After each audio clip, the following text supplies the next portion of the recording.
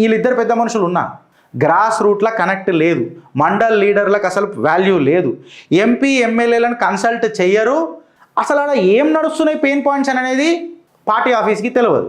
పాత కార్యకర్తనైనా పాత లీడర్ అయినా నిజంగా చెప్తే మనకు లయబిలిటీ అబ్బా బరవైపోతాడు పార్టీకి. ఆయన అనుభూతి మనకు అక్కర్లేదు. ఇక ప్రజలు వస్తారు, కార్యకర్తలు వస్తారు, అవమానపడతారు, దాని తర్వాత సైలెంట్గా వెళ్ళిపోతారు. మనకెందుకురా తెలంగాణ బీజేపీ మారదు, వదిలేసే, డిమోరలైజ్, క్యాడర్ డిమోరలైజ్ అవుతుంది.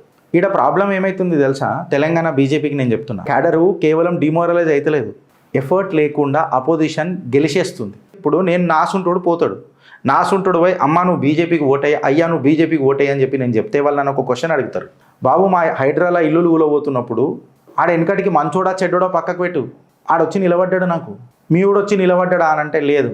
నేను ఇంకొక దగ్గరికి పోయి అరే మామ మనం భారతీయ జనతా పార్టీని గెలిపిస్తామని అంటే ఆడు చెప్తాడు నాకు, అన్నా నేను గోరక్షకుణ్ణి,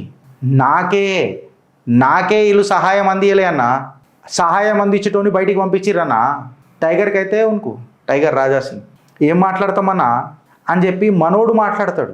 నేను ఇంకొక దగ్గరికి పోతా, అన్నా తెలంగాణ బీజేపీలో మనం జర గట్టిగా చేద్దామన్నా, క్యాండిడేట్ ఎవడున్నా మనం ఓటేద్దామన్నా అంటే సిగ్గుదప్పినోడా గిరీష్, నీ వాళ్ళు నిన్నే మూతి మీద దండినరా, చెప్పుల దండేసిండ్రా, ఇంకా నువ్వు సిగ్గుదప్పిపోయి అడుగుతున్నావురా అంటే క్యాడర్ల గుండెలలో బలంగా నింపుకున్న సంకల్పాన్ని సంకనాకిపోతుంది కదా మా మనోబలం.